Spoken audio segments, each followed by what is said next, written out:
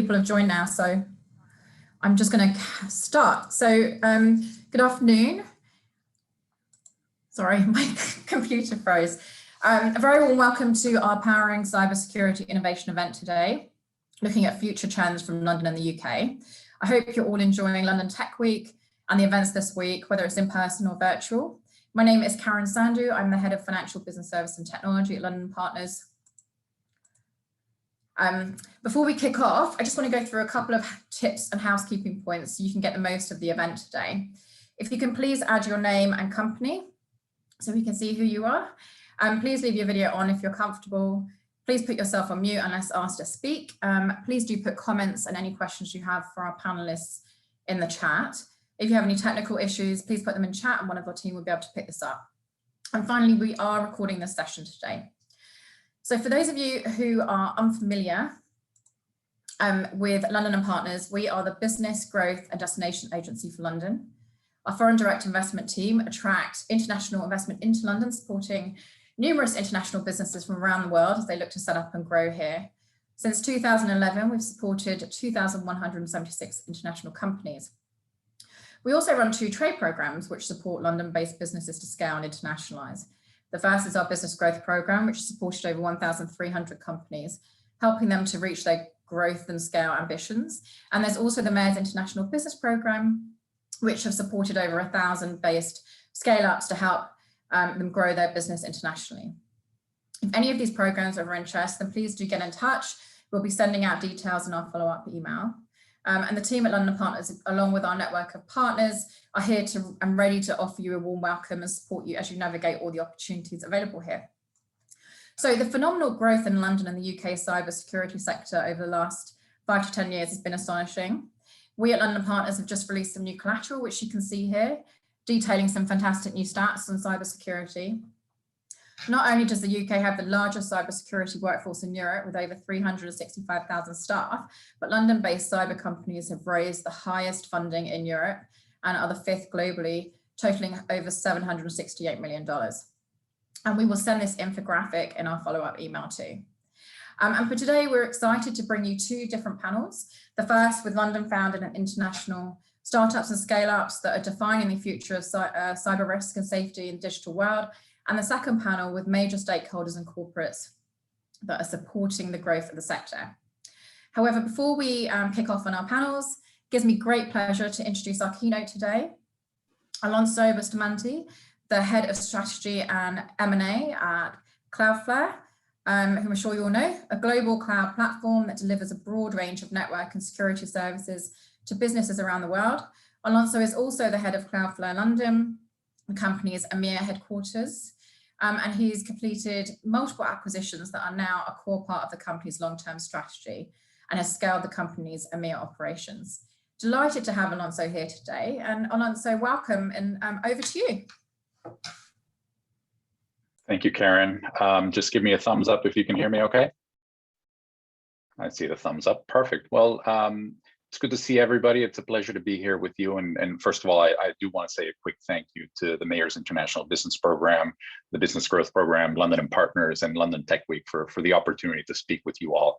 It's a pleasure to spend a few minutes here with you. And I think you've got a fantastic day ahead of you. For anybody who's listening, I think the panels that Karen just mentioned, I think they're a great opportunity to learn about how to grow your cybersecurity business in London and meet some of the members of the London cybersecurity ecosystem. So I think you have a fantastic day ahead of you. I do want to spend some minutes today, maybe setting the scene for the day and talking about cybersecurity innovation and some trends that we're seeing in the space, and a little bit about Cloudflare's journey building cybersecurity operations here in London. First, I do want to take a quick step back and acknowledge that the internet wasn't built with security by default. In the early days of Cloudflare, we resisted the label of being a security company, mostly because it seemed overly limiting. Instead, we were setting out to fix some of the bugs of the internet, but we quickly learned that fixing some of the bugs of the internet really meant fixing some of the underlying security issues that were there. As the internet grew, it really wasn't designed or built for what it has become, this essential core part of our day-to-day life. It was a system of information for sharing information amongst academic institutions. If you look at Tim Berners-Lee's original proposal for the web, it was not designed to have security. It was designed to prioritize information exchange over any form of secrecy, privacy, or identity.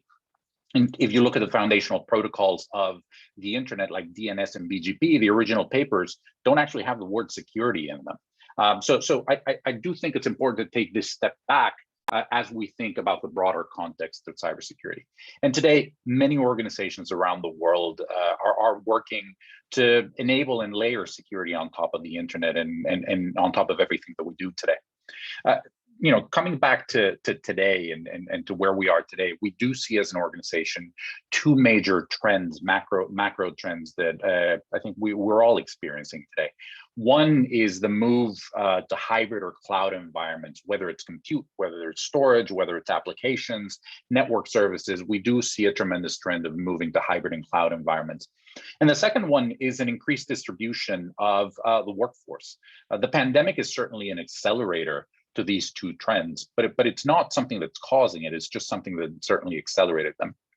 At Cloudflare, a couple of trends that we've seen from our customer base have been, one in particular over the past couple of years, I'm sure you've seen it too, is just the shift of knowledge workers to default remote or hybrid work. As it has become mandatory to take time off, and hopefully we're at the tail end, at least here in the UK, of that mandatory time off, we see a lot of people who have been working from places they weren't used to. Security teams had to adapt quickly because of the lost visibility into office networks and traffics. And as employees moved to unsupervised Wi-Fi networks, using new video conference technology like we are very used to today, and IT teams quickly found out that outdated VPN platforms, well, they couldn't handle all the traffic of the remote employees. And if there's any IT managers that are looking at this conversation today, I would imagine that you're nodding today. Just to give you a sense of some high-level stats of what we're seeing in the cybersecurity space from our vantage point, and Cloudflare runs a network of 250 data centers around the world, which are providing security, reliability, and speed to about 1 in every 5 websites that operate on the internet. We've seen a tremendous increase in just attack frequency and scale. In 2021, we automatically detected and mitigated a 17.2 million requests per second DDoS or volumetric attack, which by our measure is the largest ever reported and about 3 times as large as anything that we've ever seen in the past.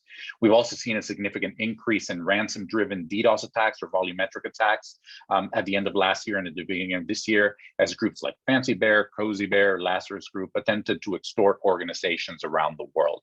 And as many workforces continue to work remote, criminals are focusing on attacking organizations, particularly the back-end infrastructure that is used to keep employees connected and productive while working from home. We commissioned a study with Forrester late last year, and we found that about 80% of businesses were unprepared to manage this massive acceleration in cloud transformation. About 76% of businesses said that their security approach felt antiquated, and about 65% of businesses said that their legacy network security tools were no longer effective in protecting corporate data. One of the trends that we're seeing from a lot of our customers and a lot of our businesses is a request for a zero trust model of security or cybersecurity. If you think about how companies have traditionally built their approach to security, it's been a castle and a moat system. Anything that's outside of the moat, untrusted. Anything that's inside the moat and inside the castle, completely trusted. But now that applications are moving to the cloud, now that more employees are moving outside the office, this model is broken. Employees are frustrated with the speed and experience of VPNs, and organizations want different alternatives to the patchwork of legacy solutions that they've implemented in the past. And this new landscape requires what we're calling, and many other organizations are calling, a zero trust approach, where organizations don't automatically trust requests that come into corporate data or resources or applications, and instead they verify every single one of these attempted connections into any corporate systems. If I can use an analogy, this is very much like boats in the past and boats in the present. If you think about traditional boats, they were built with very thick and sturdy hulls. However, one single leak to this sturdy hull can sink the entire boat. Zero trust is like the invention of the bulkheads for boats. if you think about what that does is a single leak somewhere is contained to an area of the boat and won't sink the entire ship. Zero trust security is very similar to this type of approach, where you're able to contain security leaks or any types of security issues to a particular part of the corporate network, as opposed to in the castle and moat approach, where once you get in, you can just run rampant.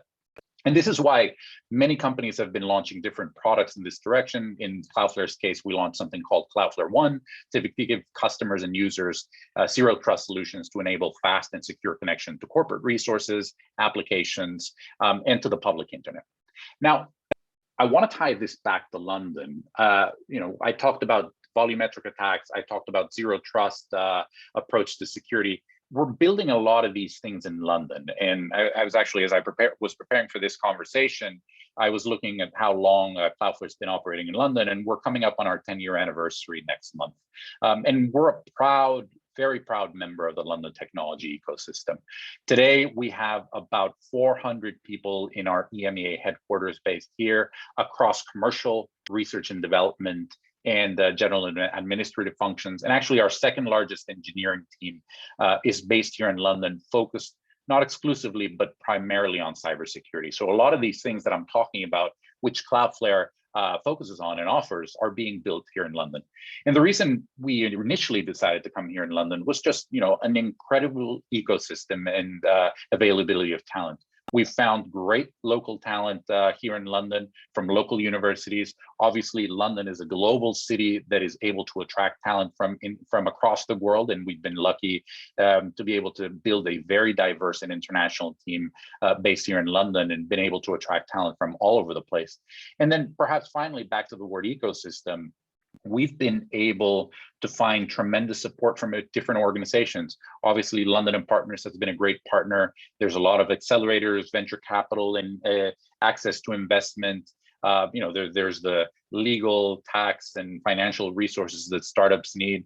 So we're bullish on London, and we'll continue to grow our team. I think I looked right before this conversation. I think we have 100 open roles for our London office just now.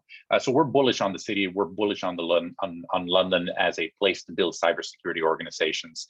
So if I leave you with two messages today, I want to leave you one. As you think about your approach to security, and as you think about revamping and building new systems for your organizations or for your customers, do think about the zero trust approach to security, where you're focusing on compartmentalizing any potential exposure. And as you think about building your organization, we remain bullish on London, and we hope that you can bet on London too. So with that, I'll thank you for your time, and I'll hand it back over to Karen. Brilliant. Thank you, Alonso. Great, fascinating to hear your insights, especially to hear the trends and changing demands over the last year. And I especially like the boat analogy. And it's given our audience lots of food for thought. So thanks again. I'm now going to pass over to my colleague, Deval Gore, who's head of the Mayor's International Business Program, who will be introducing our fantastic first panel of speakers. Over to you, Deval. Thank you very much, Karen. And thank you, Alonso. That was a really good whistle-stop tour of some sort of chunky subjects that we may touch upon during this next 20 minutes. So next we have a discussion with a panel of some fabulous founders and experts on cybersecurity, on how they've been growing their cybersecurity businesses in London. As I said, we've got 3 founders at sort of various different stages of their expansions and their business cycles. We've got one company launched from London and is now expanding into multiple jurisdictions around the world. We have another that has begun building their position in the UK, and another firm, an overseas firm that has landed in London and UK and expanding from here and then launching into new markets, I'm sure. So we've got 20 minutes to talk about lots of stuff, particularly centered around UK and London and why, and then we'll follow up with hopefully some Q&A afterwards. I'll be monitoring some of the questions and comments if you've got any through chat, so please do post and we'll try and cover those off during the Q&A. So panelists, I think you've joined the floor.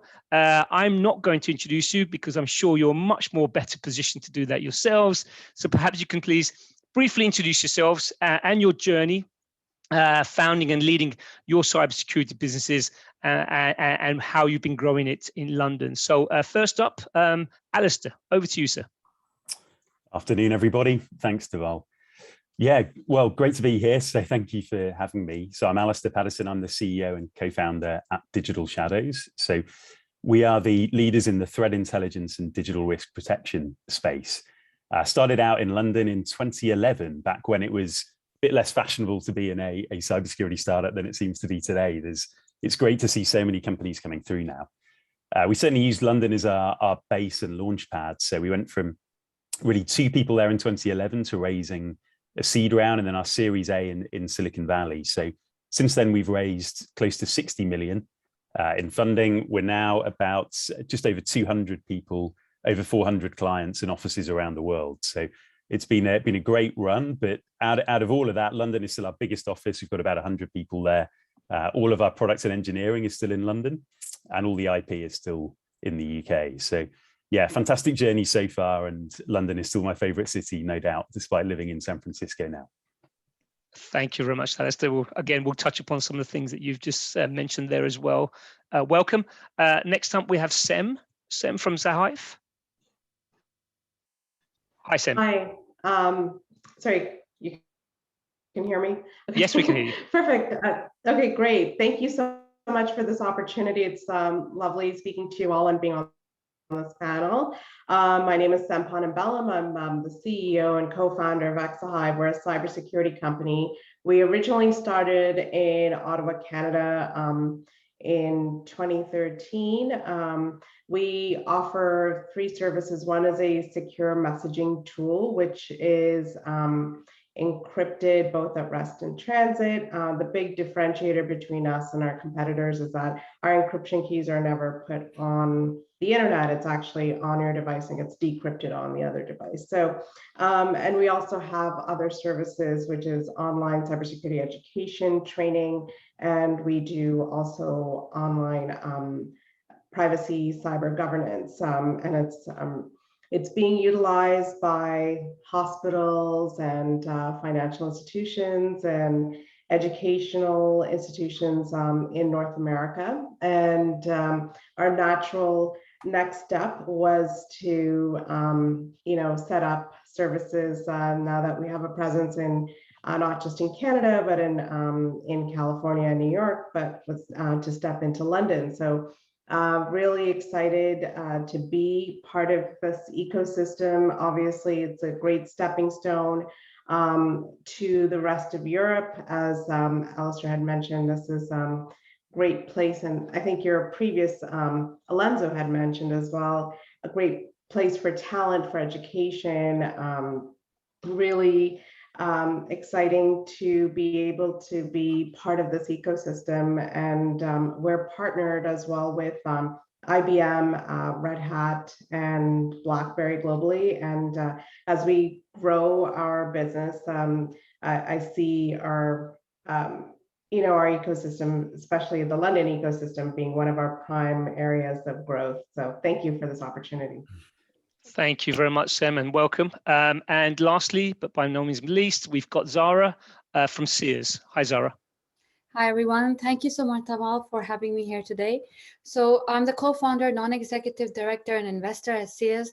So we are UK's only privacy-based platform. So we sort of complement all the cybersecurity experts. So we provide a cybersecurity audit, but our expertise is primarily on providing a B2B SaaS-based platform with over 10 privacy solutions that help companies comply with global privacy regulations. In the UK and Europe is GDPR. In the US, you have CCPA. In Canada, you have CPPA. In Brazil, you have LGBT, and they're across many other regions.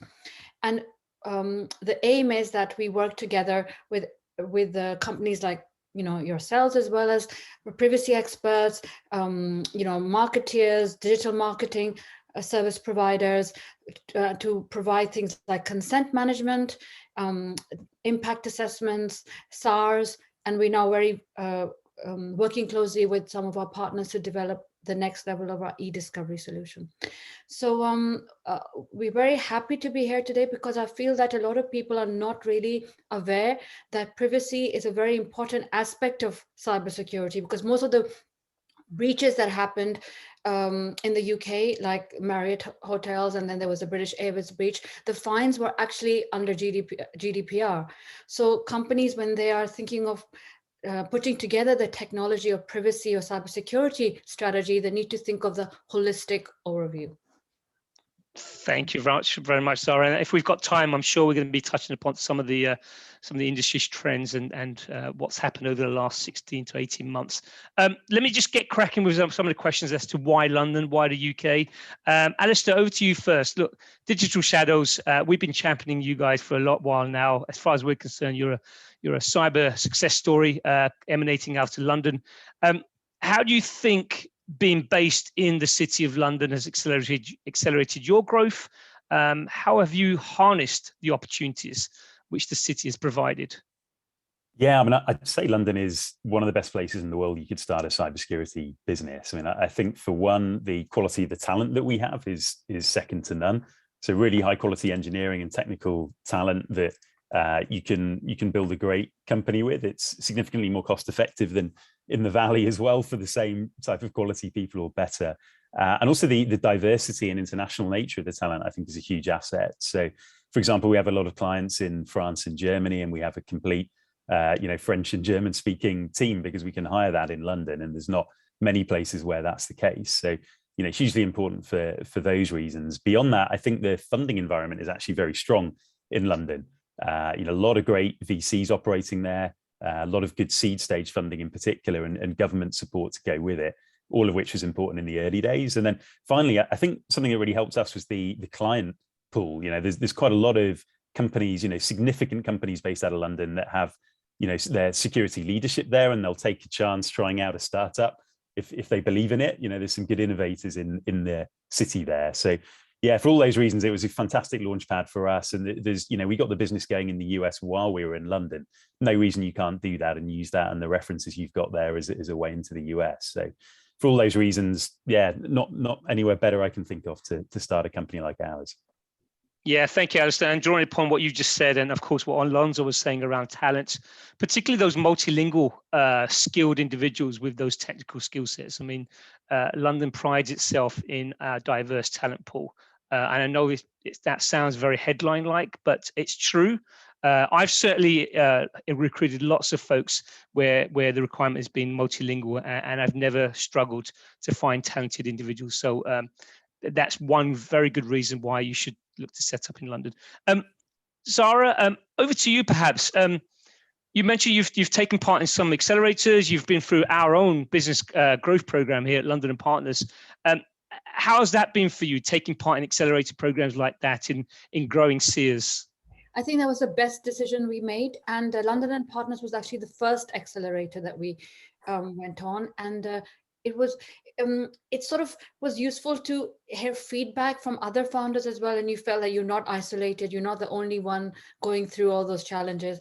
And then they were able to make connections in terms of, at that time, we were really struggling to expand our sales force at that time before the pandemic happened. And then I noticed that the other thing that was very well structured was that it was set up at different stages of an organization. So from when we graduated from London and Partners, we went up to the Cyber 101 Accelerator, then the Accelerator Network, and then later on I went on to Google Female Founders. So I can very highly recommend it. Great. Thank you, Zara. And of course, we'll be hearing from various others on the next panel, not least Lorca at Plexel and the great work that they're doing as well. Sam, over to you. I mean, you're an overseas company based in Toronto. You've entered the UK market, a highly competitive market in London and UK. How's your approach been? What's your market analysis of the market? Your brand positioning, and what's next, I guess, for London, UK, and perhaps beyond. Well, to echo what Zara had said, I've been working very closely with London and Partners and with the UK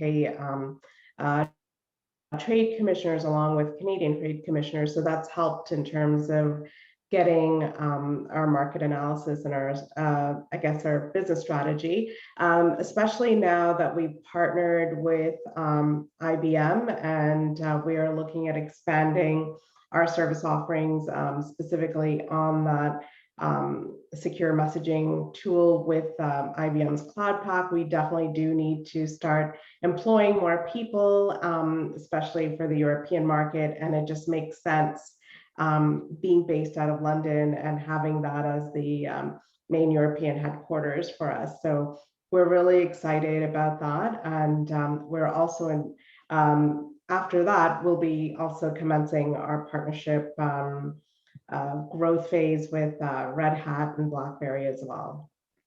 And Sam, just one more question, if you don't mind. I mean, I'm sure there's lots of folks on this call who are perhaps looking to enter the UK market and use London as their base. Is there anything that you wish you'd known before starting your expansion journey, you know, entering the UK or perhaps any other market? Well, first off, I think had I known about the pandemic, like everyone else, maybe we would have had a different strategy to begin with, rather than trying to scramble a bit. But I think one thing that I could perhaps suggest in terms of lessons learned is definitely diversify, like especially if you're you know, looking at your growth. I know a lot of startups, they focus on one area. So we were very lucky that being cyber, we're not just focused in the finance sector, but healthcare and other subsectors like education and government as well. So that was, I think it's really important to diversify, because you never know, things can change in a second, and you just want to ensure, especially being a startup, that you're nimble, quick, and then you have a strategy to continue despite whatever potential adversities that come about, apart from our regular startup phase. Yeah. Perfect. Thank you, Sam. I'd like to bring on Alistair here and ask both you and Alistair a question around, you know, the global cybersecurity scene, considering you're both international players. You know, how does London compare on the global stage when it comes to cybersecurity, the industry in general, perhaps some patterns and trends you're seeing? Alistair, perhaps you first before I hand over to Sam. Happy to kick off. Yeah, I mean, I think it's definitely holding its own on the international stage at this point. You look at the quality of the companies that are coming out of London now. There's obviously Digital Shadows, but you look at you know, the others on the call here, and you've got Tessian and Panacea and Immersive and Garrison and all these other businesses coming up as well. It's a really strong scene, and I think, you know, why is that? Well, I think obviously the Bay Area traditionally is very strong, and Cloudflare amongst other companies have come out of here. But you know, as you look at it today, there's few companies that are trying to scale up in the Bay Area because it's just too expensive, and there isn't the talent here to match it. I mean, and I think the US is obviously the biggest market, I think, for most of us, and a really important market to be in.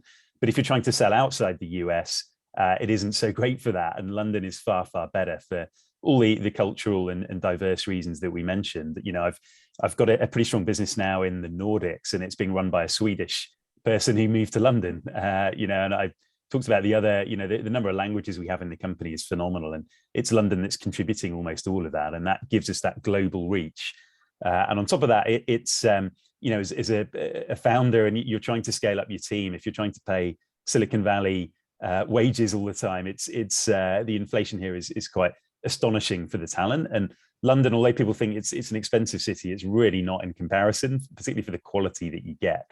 And so I think it's definitely holding its own. And from a cybersecurity perspective, yeah, obviously Israel is strong and the US is strong, but I think aside from that, the UK and London in particular is such a great place to be, particularly because you can land all these blue chip clients in your backyard there. So yeah, no question, it's high up there on the scene. Great, thank you, Alistair. Great insights. Sam, anything you want to add? Perhaps you're fairly new to the market as well. Yeah. Alistair covered most of it, but I think in terms of a national security perspective, it's really important, you know, being Canadian and, you know, also having an American presence with our US company and then UK. Well, we have, you know, the Five Eyes, right? So it's really important. London has that deep national security defense background, and not just defense, but there's also obviously a strong background in finance sector and healthcare and biotech. So it just makes sense to be based out of London if you focus on any of these areas or subsectors, right? So and I think and we've seen a lot of state actors, and as a result, a lot of cyber criminals attacking these major economic cities, right? So, and infrastructures and so on. So I think it's really important. Working in this area really helps, and being based out of here. And you do have some experts from your, I believe, GCHQ that are, coming out. We actually came out of an incubator that is the GCHQ equivalent in Canada. So, so we're really excited and maybe looking forward to working with your intelligence divisions as well as we grow in the UK. Thank you, Sam. Can I bring on, I'm just very conscious of time, so I'm going to try and rush through some of these questions, but the next one I'd like to ask, get some insights from all three of you, if that's okay. Zara, maybe you can kick off, but just how are you approaching your clients in London and UK generally? What do these discussions look like now? How has the pandemic affected these conversations with, when you're prospecting and you're engaging with your clients or prospective clients? I think the biggest change that I've seen is that people are actually taking security seriously, because during the pandemic, cybersecurity breaches doubled. For a lot of companies, previously thinking about cybersecurity or privacy or security in general was always an afterthought. It was not or they would do it if they had to do it or tick a box or not, it was never something that they really thought about strategically or planned for the longer term, because they, I suppose for a few people, they couldn't see the business benefit to it only until we went through the pandemic and they realized people are working remotely.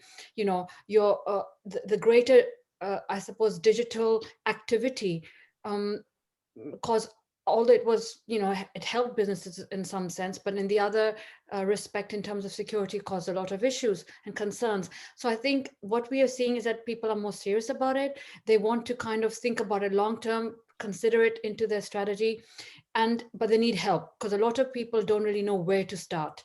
You have to think of, I suppose you have to divide your business into people. People need to understand the privacy regulations, and then you have to divide it in terms of your infrastructure. What are we spoke about cloud. That's a big trend. Everybody's trying to move to cloud-based systems, which in terms of cybersecurity are slightly easier to manage. So I would say just bringing all these things, people, processes, your infrastructure, and looking at it individually, and then bringing it all together as a whole. Yeah, fantastic. Thank you, Zara. Alistair, over to you. What do your conversations look like with your enterprise clients, prospects? Yeah, I mean, I think the conversations changed a little bit. Obviously, we can't meet them at events anymore, so you're doing a lot more online webinars and things like that. I think that all companies are struggling with a shift to remote suddenly overnight. You've got a load of VIPs that are working remotely now instead of being in the office with their security teams nearby and so on. So one of the things we did straight at the start of the pandemic was to release a threat model for the remote worker and try to help companies with that change in circumstance, and also look at the changes in the threat environment over the period of the pandemic. And clearly there's been a huge rise in ransomware, which we're tracking and reporting on closely. So yeah, just it hasn't changed everything, but it's certainly changed some of the ways we approach some of the things that the customers want to talk about are different. Yeah, otherwise, business as usual as much as possible for us. And lastly, thank you, Alistair. And lastly, to Sem, I guess maybe coming from a slightly different angle, you've got a client base in North America. What are your conversations looking like in the UK and Europe? Similar, different with the backdrop of the pandemic? Somewhat similar. Pretty much, I think a lot of it has to focus on, especially with the remote working and even the hybrid environment, is cybersecurity governance, right? So 95% of breaches are due to human error. So whether it's internal error or if it's due to your subcontractors, or if just becoming, better situational awareness, and also understanding who your enemy or threat actor is. So those are things that are the similar themes that I've seen across, not just in London, but also in North America. And I think, as Alistair and Zara had pointed, this is just going to continue to grow. And the pandemic was just an additional push for the digital transformation that was starting to happen, but it just, skyrocketed, I guess, pretty much related to it. So, yeah. Great. Thank you, Sam. I'm just very conscious of time. I'd like to get a bit of an indication from the team as to whether I should be wrapping up or should I be doing Q&A? Karen. I think you've got a few minutes more to bear. Okay, fine. I'll carry on. And I'm just conscious of some of the comments on the chat. This is a session to talk about London and why London before we move on to industry trends with the next panel. So hopefully we've whetted a little bit of your appetite, but of course there's more to come and lots of questions to answer, I'm sure. Listen, let's get into some questions that I have, particularly around cybersecurity. Zara, you talked about privacy. Cybersecurity and privacy are inherently interlinked. How can companies ensure they are embedding both into their security infrastructure? And that's obviously your kind of forte and expertise. I guess if they are looking to develop their own solutions, then obviously look at privacy by design. But if they are, working with a combination of perhaps, off the shelf or custom or SaaS, then the first thing is starting point would be your people. You ensure that you train your people in, understanding the responsibilities under the privacy regulation.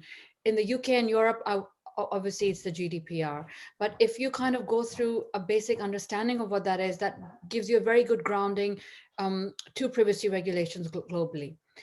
Same with, cybersecurity as well. So training your people, keeping them abreast of, any changes that are happening, ensuring that all your processes and systems that you put in place, that you've thought through the cybersecurity and privacy requirements, and that people are actually following that. It's not just something on your notice board, and that they are rewards for following it. And then if there are, certain areas that they're not compliant, then you put in place the correct kind of penalties internally. So that's what I would suggest. Thanks, Sarah. Yeah, I was just reading recently that I'll come on to Alistair perhaps for some thoughts. The US Securities and Exchange Commission, they're signaling that they're taking cyber vulnerabilities much more seriously than perhaps they have been in the past. Now issuing fines as well. What's your take? This whole idea around baking in cybersecurity and privacy into design, is that something that you're seeing? Is that just headlines? What's your take? Yeah, I think it's critical. I mean, too often security has been an afterthought, and I think if you can try to bake it in from the beginning, that's much better. Particularly as the complexity of systems has just kept growing. I mean, I think something we see that the pace that companies are being forced to innovate and push out their engineering updates often comes at the expense of thoughtful security. And so, in particular, looking at things like GitHub and GitLab and Bitbucket, we're seeing a range of issues where, for example, access keys and being hard coded into code that's being uploaded there, which is then accessible to the attackers. You might have the best security in the world, but the developers hard coded your AWS key into GitHub, and it's blown open pretty quickly like that. So I think certainly that aspect of kind of DevSecOps is a really interesting one. And yeah, the more that we can do to build security in at design time and have the right processes in our development teams, the better for everybody. Yeah, thank you, Alistair. I mean, it's a fascinating space that you guys are in. Look, we've kind of run out of time. There's one headline that I've seen in some content that we've just pushed out. 92% of 16 to 74-year-olds shop online in the UK. That's the highest in Europe. And that just shows that that's great and e-commerce is flourishing, but there's obviously cyber vulnerabilities there to be tackled and addressed as well. Listen, I've run out of time. Hopefully that was useful. We will be going into the next panel for more industry chat. Huge thanks to my panelists and guests, Sem, Zara, and Alistair. Thank you again. Thanks for taking the time and sharing your thoughts. And I hand back over to Karen. Thank you. Thanks. Thank you. Thank you, everyone. Fantastic and insightful discussions, some great observations and tips, and lots of great advice about if you're thinking about setting up in London and the UK. And if anyone's interested in joining the programs, we'll be sending details in our follow-up. As some of the comments suggested, we are now going to hand over, I'm delighted to hand over to Chris Moore, Technology Specialist for the Department of International Trade, to introduce our second amazing panel that's really going to be focusing about the ecosystem. Over to you, Chris. Thanks, Karen. And it's a pleasure to be here this afternoon to talk to you and to moderate this panel on future trends and the cyber ecosystem. I'm a technology specialist working for the Department of International Trade. In that role, I support companies that are looking to either set up for the first time in the UK or to grow their existing business. I cover right across the tech spectrum, but particularly focusing on the cybersecurity ecosystem. So talking to cyber companies from around the world. As Karen mentioned, we've got a great panel for you this afternoon. As Deval did, I am not going to introduce the panelists. I'm going to let them do that themselves. So first of all, could I turn to Andrew, please? Andrew Ruffin. Thank you, Chris. Thank you, Chris. So hi, guys. I'm Andrew Rowan. I'm Managing Director of Plexel. Plexel is an innovation centre based on the Olympic Park in London, a campus called Here East. We run a government-led innovation model. So what we do is we focus on policy, market intervention, innovation strategy, particularly around the themes of emerging technologies and national security, which is why I'm so delighted to be part of this illustrious panel today. We're also fortunate enough to deliver LORCA, which is the London Office for Rapid Cybersecurity Advancement, on behalf of DCMS, and we're the innovation partner for the National Cybersecurity Centre, and we run NCSC for startups under that guise. And we've recently launched a program called Cyber Runway, which I hope to touch on today as well. Thanks, Andrew. And moving on to Erica, who is from DCMS. Erica. Yeah, so already pre-introduced, I guess. Erica Lewis, I'm the Director of Cybersecurity and Digital Identity at DCMS. Hopefully we'll get a chance to talk a bit more about it, but my team really do 5 things, I suppose, in terms of cybersecurity. Focus on growth, and Andrew's kind of given us a bit of an understanding of what that's about, and working with people like Plexel on getting small businesses up and running. I think we're doing really well in the UK. Skills, we've got, we know we've got a 10,000 skills gap, so there's 10,000 jobs out there if somebody wanted them and they got the cybersecurity skills to pick them up. So we're doing a lot on thinking about skills in the cyber profession and how that works. Resilience, so general resilience, we've just the panel before was really interesting in terms of how you work with businesses to make sure that they're as resilient as possible. So we're very much kind of focused on that, thinking about cyber threats and how we can make sure that businesses are ready to deal with any threats that come towards them. Product security, we've done a lot of work recently on consumer IoT and are hoping in the autumn to bring forward some legislation that means that consumer IoT will be secure at source, and that will be, I hope, a real kind of change, step change really in how much we intervene in a market and make sure that products are safe for consumers and businesses to use. And then also some work that we're doing around understanding new technology and making sure that we're a bit ahead of the game, thinking about new technology, not really interested in it because of what it is and how it works, but what are the cybersecurity issues? What are the security issues that are coming out of different ways of working where potentially people don't understand what it is that the new technology is doing for them. Thanks, Erica. And now moving on to Margret from Dell. Thanks, Chris, and hello, everybody. Great to be on the call this afternoon, and thank you for making the time.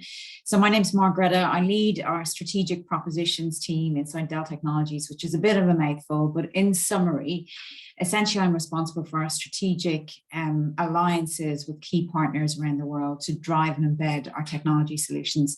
Security is at the heart of Dell, although many of you are probably thinking that we're just a laptop company. We own VMware, which has Carbon Black as part of its portfolio, so endpoint security is key for us. SecureWorks is also part of Dell Technologies. And so we have a vested interest in the London market, in the UK market around cybersecurity. We're also a partner of Plexel as well, so we know Andrew well. So delighted to be on this call today. Thanks, Margret. And finally, but not least, Nick from Cylon. Thanks, Chris, and hi, everyone. I'm Nick Morris, CEO of Cylon, where our mission is to find, grow, and invest in innovative cybersecurity startups. In brief, having evolved our model a little bit in the last year, we now do that in 3 ways. So 1, we make investments in pre-seed and seed stage cyber startups. 2, we run innovation pre-accelerator programs that support aspiring cyber entrepreneurs to launch business. Some of those in partnership with Plexel, which we'll come on to later, I'm sure. And then 3, we have a CSR arm called Cylon Go, which aims to increase access for underrepresented communities in the cybersecurity space. We've been around since about 2016, and in that time we've supported 100+ startups, and we've run those innovation programs for 200+ entrepreneurs, 5 different countries around the world, and it's been really exciting to see how the cyber ecosystem, both here and abroad, has developed and grown throughout that period. That's me. Really looking forward to today's discussion. Thanks, Nick. And as you can tell from the panel, we have got a group of individuals who really understand the cyber ecosystem. So working very closely with startups, with scale-ups, and also looking at where cybersecurity trends are coming through. So can we start, therefore, with Erica? And Erica, clearly over the last 18 months or so, there has been a change in the level of cyber activity and a change in the kind of threats. So how have these attacks changed over that period from your perspective? Yeah, I think it's been really quite wonderful in some ways, and not wonderful to be locked down, but wonderful in terms of the technology jump forward that's brought us. And I think, I can dip into threats, but I think I also need to praise the way that people and businesses have used technology to achieve doing what it is that we like to do, working with people, working at home, all of those kinds of things using technology. I think that the clear upshot of that is that technology is now more distributed. So, your IT team, who probably were in control of your cybersecurity, have now got a really big job on their hands, because you've got your IT at home where you might not have had it before. You might be bringing your own device where you might not have had that before. And also, I think really interestingly, everybody's become an IT buyer across a company. So it used to be, that you had your laptop or your computer, your desktop, and that was your IT. But your IT now, particularly local authorities, I think are a great example of this, can be in your housing purchases, it can be in your refuse collection purchases. We've got sensors in the bottom of our bins. So, all of these different people across businesses, and indeed, I guess us as consumers, are buying tech and therefore are exposing ourselves to cybersecurity risks in a way that I think has never happened before. And obviously, we're not all cybersecurity experts. So the job again of the CISO or of your IT team in keeping us all safe, I think, is significantly changed, and particularly over the last 18 months. So that probably gives you a bit of an understanding of why cyber attacks have also changed over the last 18 months. And on a sort of very low level individualist scale, phishing attacks have gone through the roof. I think people have made the most of our fear of things like COVID. There's been lots of messages going out, click here if you want to know what's going on in your area in terms of infection rates. There's lots of, in fact, I've just got one actually saying, your parcel's lost, click here to, enter all of your finance details and get your parcel back. All of those things have gone through the roof. So that, I think, is absolutely a part of us the way that we've been working over the last 18 months. And then the other really important change, I think, has been the use of ransomware, which again has been really quite significant, but using ransomware attacks that have been using the sort of managed service providers. So in our rush to get online, we've gone out and we've bought bespoke packages from managed service providers who are now part of our kind of enmeshed network. So when one of them is compromised, and we saw the Microsoft compromise earlier this year, which resulted in 30,000 government departments and businesses in the US actually having cyber breaches. So you've got this situation where the kind of new giants, and maybe even not even those giants, but a new way of buying technology solutions again leaves us open to those solutions actually being hacked at source, and then we kind of you get this kind of really quite quick proliferation of issues across the UK and across the world. And then the last thing that I think we should notice in the last 18 months has been, I think, everybody knows about cybersecurity now. It started to hit the real world. I mean, the US pipeline incident, I think, probably illustrates this best. When you can't buy fuel for your car, or you can't heat your house, then that becomes quite a big problem. And I think in the past, cybersecurity has been, oh, well, maybe some of our data over there disappeared, and did that really make a difference? And maybe we need to change our own personal passwords. Now I think we can see where cyber world and physical world really meets, and I think that is a real difference. Thanks, Erica. And I absolutely agree. I think now everybody's aware of cybersecurity and the issues in terms of doing not only your work things, but the home life as well. So can I turn now to Nick and just ask a little bit about what you've seen in terms of the kinds of cyber companies that Cylon has been working with? Because we get the sense that there's much higher demand now for cyber companies in areas like infrastructure and IoT and connected devices, which perhaps wasn't necessarily the focus so much a few years ago, but maybe there are other things going on too. Yeah, and I think as Erica said, and as Alonso talked about earlier, the pandemic has obviously had a hugely significant impact on the threat landscape. And I think all of the things that you mentioned are coming through, and frankly, we're probably seeing many more sort of startups coming through with innovative solutions than we were a few years ago. And I think that's because from an opportunity or a sort of positive perspective, if I can put it that way, what we've seen that threat landscape sort of translate into is an increasing recognition from buyers and also investors that sort of these emerging and novel technologies in any space within this sector are sort of even more critical than we might have thought sort of 1 to 2 years ago. Perhaps talking about the sort of investment trends briefly, which for us is at the sort of pre-seed and sort of seed stage. We've seen a significant increase in the sort of interest and availability of capital in this space. Once you're seen as a hot company, if I put it like that, there's something of a tipping point, and VCs are absolutely piling in, and companies can grow much faster than they ever could have done a few years ago. To give perhaps one example, we backed a company called Kado Security, who are targeted in cloud-based incident forensic response. So really sort of taking advantage of the ransomware, taking advantage, perhaps the wrong way of putting it, but so building solutions that help in that space. So they raised a $1.5 million seed round in December when they were about 6 months old, so already quite quick. And only 4 months later, they'd raised a $10 million Series A when they were still barely a year old. Now that doesn't make them hop in, but I think I'm right in saying that makes them the youngest cyber company in the UK to reach Series A by quite some margin. I think it's a good example of how investors are really willing to bet quite big when they see a sort of stellar team and a brilliant idea.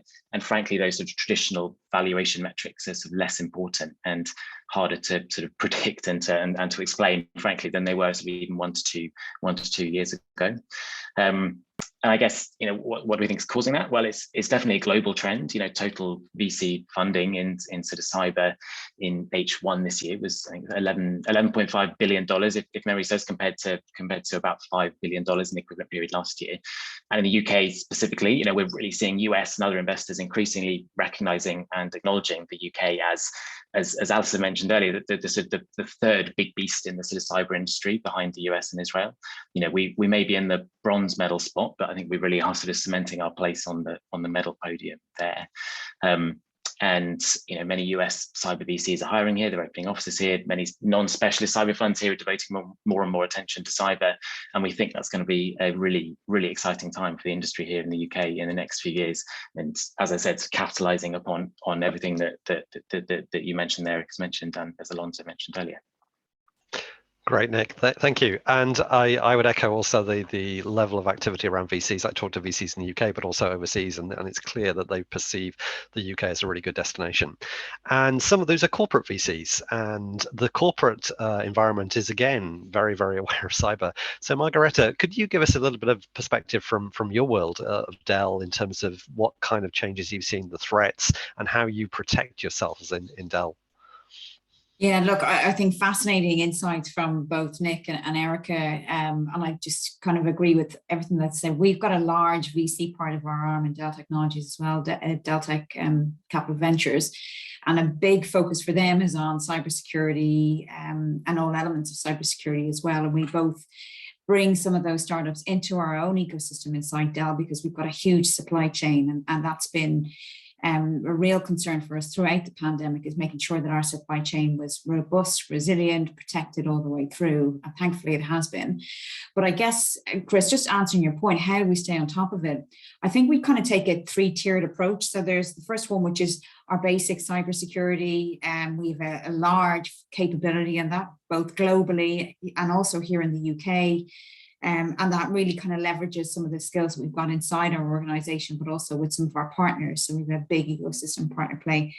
We have a big focus on business continuity at all times, and that goes beyond the security function. So that is right across our supply chains, our sales functions, which are huge. And then enterprise resilience. So we do a lot of active kind of wargaming scenarios at every part of our organization, whether that's on our shop floors, whether it's in our factories, whether it's in our sales forces. So kind of those three elements of enterprise resilience, business continuity, and then core cybersecurity all the time. And we're always looking to upgrade our kind of defense posture. So there's continual investment going into our own cybersecurity as well, alongside the products that we make for our clients and our customer base, particularly as we're seeing and ramping up with devices and IoT devices out with our customers, but also the move much more towards public and private cloud. So it's constantly a journey. We're kind of constantly innovating on this one. We regularly work with universities and accelerators like Plexel to really kind of get further insights, but the startup ecosystem is key for us. And I couldn't stress that enough. I really think that's so important for us. And that's why we have a ventures business, a VC business. We also have an OEM business that will find those really gold nuggets of startups that really add value to the products and services that we provide, and we'll kind of bring them in as part of our portfolio. Great, thanks, Margareta. And interesting that link to Plexel. So I was just going to turn to Andrew now and to get his perspective on Plexel, and clearly a program that you run, Lorca, in partnership with others. But Andrew, could you give us a bit of a flavor of what's going on from your perspective, and also in particular, if you had to look at the kind of companies that you're seeing coming through, where are the gaps? Are there particular things you're looking for or you'd like to see, but so far haven't seen too much of? Yeah, thanks, Chris. And I think I'm going to touch on three things here. So firstly, the last 12 to 18 months worth of development, what I'm seeing in the cyber innovation ecosystem. Then I'll touch on the kind of growth trends, where the hot buttons are, and then move on to those gaps, as you suggest, Chris. Now, the thing that I'm most proud about in the last 12 to 18 months, particularly with the context of the pandemic, is both the emergence and the coherence of the national cyber ecosystem. And it's something that, having traveled the world looking at how innovation districts and innovation models are working, I think the UK is particularly strong at how that national ecosystem plays together, learns from each other, takes specialisms within regions, and then collaborates for mutual gain.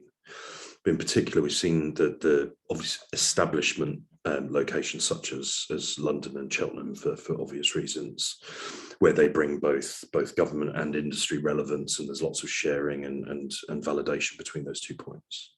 But also the scale and the competence that exists within Belfast, and then the emergence within the Northern Powerhouse construct of Manchester. We're seeing this really relevant and powerful national ecosystem where we're injecting diversity and inclusion. We're seeing companies that are learning from marketplaces that are capable of scaling, and then using their agility and nimbleness in order to use their regional presence as something as a game changer. We're also seeing lots of big and small collaborations, and I think often when one talks about innovation, it's too easy to think about startups only and in isolation, and just think about them as the supply side of the equation, how we must fuel their growth, which of course we must. Also, they need customers and they need market validation, and they need to understand how their product fits into the broader enterprise landscape. So we're really, really excited about seeing a certain number of large engagements between big enterprises, big technology service providers, and Margret has talked about Dell's intent just a moment ago, and we see that engagement as one that's extremely meaningful, with the ability both not only to scale the startups and the scale-ups, but also to solve emerging issues by way of deploying bleeding edge and leading edge technologies that the startups inevitably bring. And then the third point around, I think, the maturity of the ecosystem. I think we're having much more horizontal relevance now. So cybersecurity is so pervasive, it's so intrusive in every sector. And I think what we're seeing from UK companies now is really, really identifying verticals where the horizontal product can support, but also getting multiple sectors involved, and therefore the economies of scale that come with that. Now, in terms of growth trends, so we're seeing lots of activity in secure by design. So lots of clients are talking about the need to buy secure products, not security products.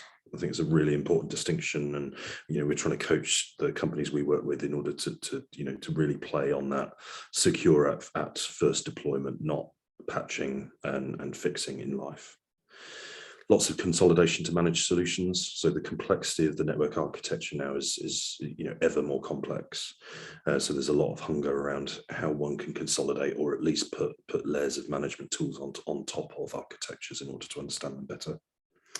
Lots of focus on human centricity. So understanding that the technology risk is pervasive, but the people in between, both handling and seeing the risk, could be the most powerful tool out there. Lots of focus on supply chain, so realizing that one can only secure one's perimeter if your suppliers are also secure. Lots of diligence going into that and analysis. And then in particular, both across government and industry, lots of focus on multi-cloud deployments and how one manages security throughout that life cycle. Continued gaps, though, we've still got a lot of work to do around demand-side engagements and making sure that we're not an industry of cybersecurity growing products to just a problem statement. We're actually growing products that customers can buy and deploy. Skills and talent, so Erica mentioned earlier on around the huge gap or challenge that we have in meeting the demands of industry, and how we must both look at reskilling, internships, apprenticeships, curriculums, and really put in place the structure for the generations to come.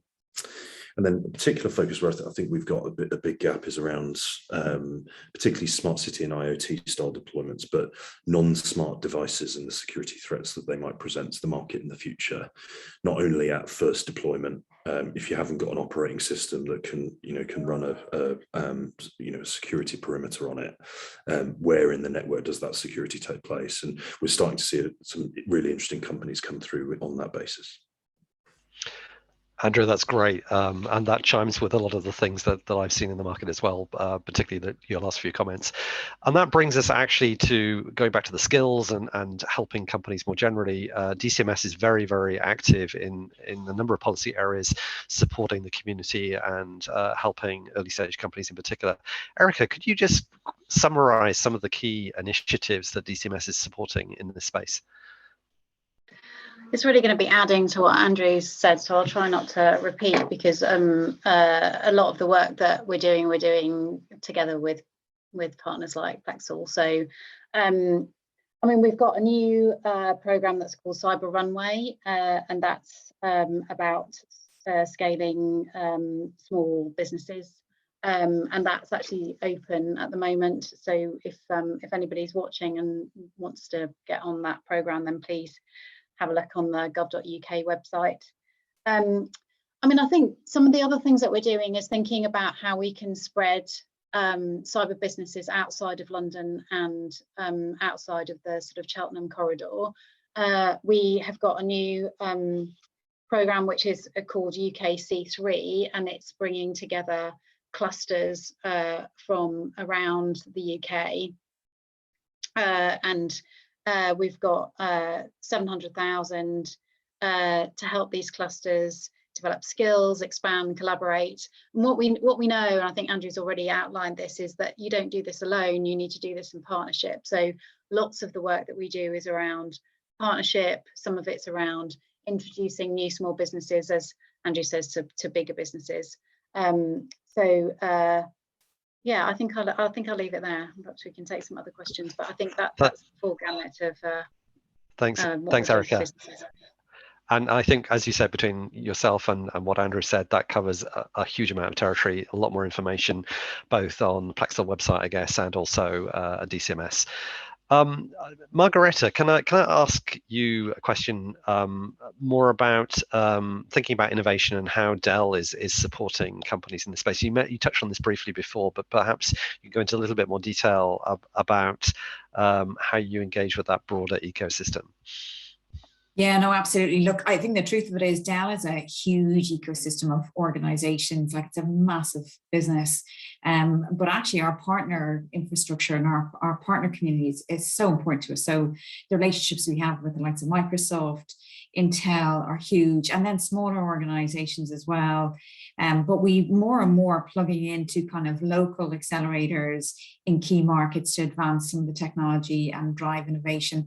And then we work really closely with universities. So we've got strong allegiances with MIT, with Cambridge University here on security and AI, and that will continue. So I think those are kind of they're long-lasting relationships that have been built up over time.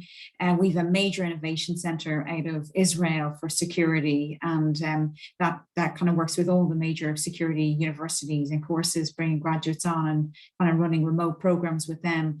But I think, to answer, and it's already been touched on many times, I think the access to accelerators, I think also having government support, right? We work really closely with UK government departments as well around cybersecurity, and having that close connection really helps us kind of think about how we will further innovate our services and particularly our products. So it's always kind of just staying close to our customers and working with that broader ecosystem. But Dell is really a huge ecosystem player. Like, I can't understate the importance of those big partners that we work with, and they drive a lot of kind of advancements in our products. That's how we co-create new solutions, particularly with the likes of VMware, but Intel as well are huge for us, alongside some of our accelerator programs that we work with. Thanks, Margareta. And I think you touched on a very interesting point about the academic base in the UK. Yeah. There are 19 separate academic centres of excellence, and there are fine universities in London. So places like Royal Holloway, University of London, which is very strong in cyber, but also universities like Queen's University in Belfast, which with their CSIT organisation, which is clearly a partner for some of the initiatives we've already talked about. I am conscious that we are coming to the end of the time. And I was going to ask Nick to go into more detail about the initiatives at Cylon. I think you mentioned some of that, Nick, but did you want to just spend like a minute just summarizing that for the audience to what they can get engaged with right now? And then we'll go to one audience question and then we'll wrap up.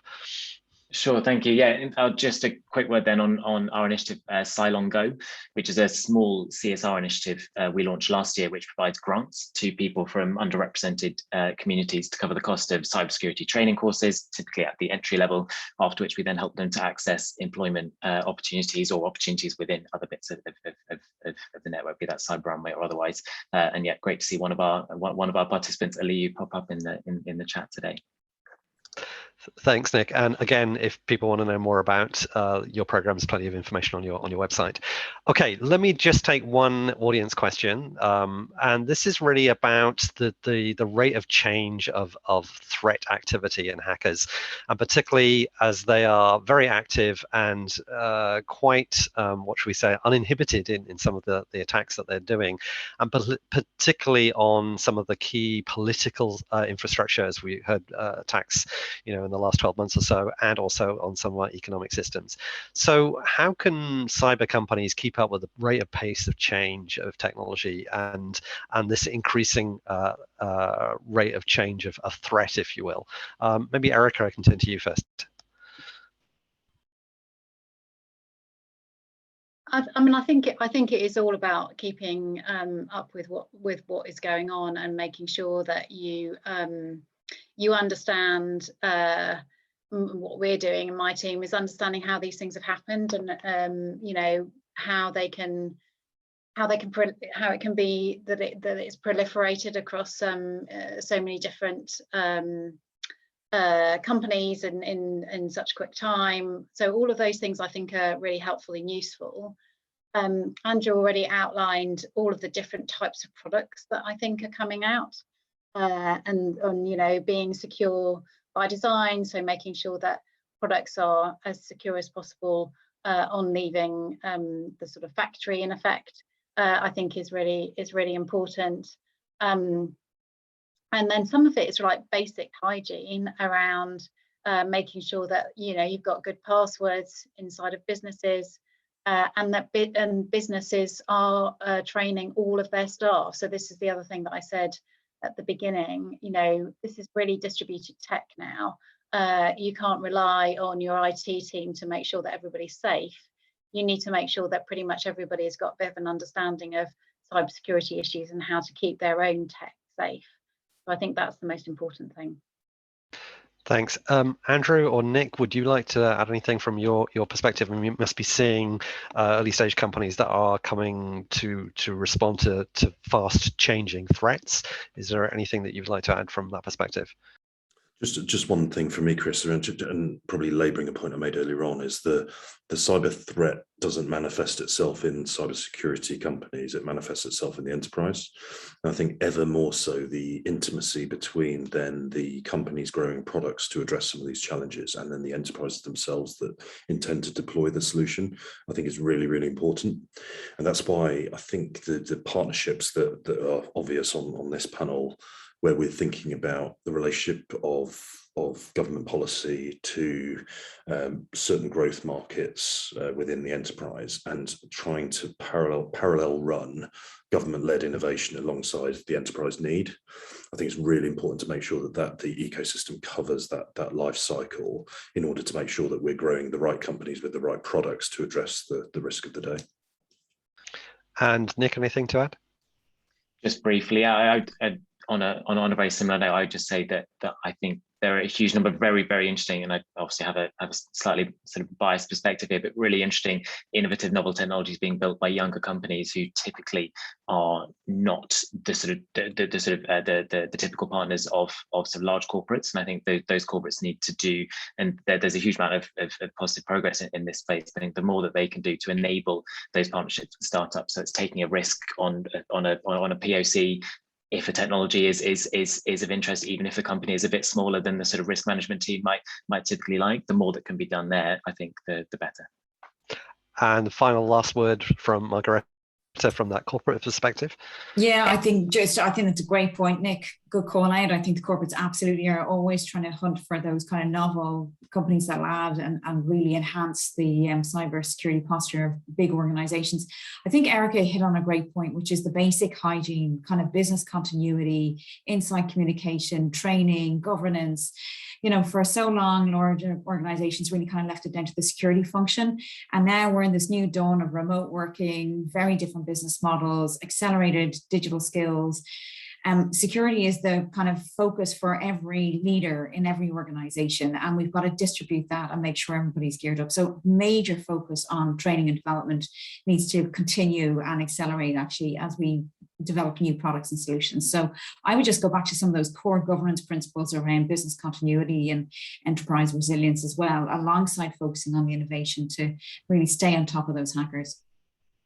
Thanks, Margareta. And I think with that, I will say thank you very much to all 4 panelists. It's been a great discussion, and I'll pass back to Karen to wrap up. Thank you. Thanks, Chris. And thank you to all of our panel for sharing your insights on the trends that you're all seeing. So fascinating to hear your thoughts on the impact of this last year. And thanks so much to all of you for joining. And before we finish, can I ask everyone to please complete a poll that my colleague will be about to launch. It's important for us as it allows us to kind of monitor what we're doing and make sure that we're giving you the right content. So while this is actually up, I'm just going to highlight some future events for you while you're filling it in, hopefully. We've got a FinTech Club event coming up that's taking place in November. This happens every 3 months, and they are our regular events to bring together the FinTech community. So we'll be amplifying that soon.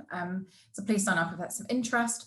If anyone is going to Slush in Helsinki in December, we're actually for the first time since the pandemic sending a team on the ground.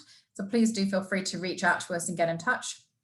And finally, our trade program will be running a cybersecurity delegation to Europe in January and February next year. So please do get in touch with us if you've got any questions.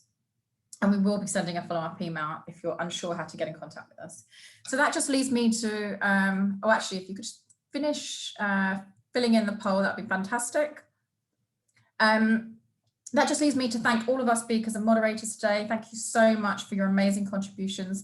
Thank you to all of our participants for listening and taking the time. And finally, a big thank you to the team for all of your hard work. As mentioned, we will also send a follow-up after this event with contact details of our programs. Should you need any support, and our contact details might be on the screen too. Thanks again, everybody.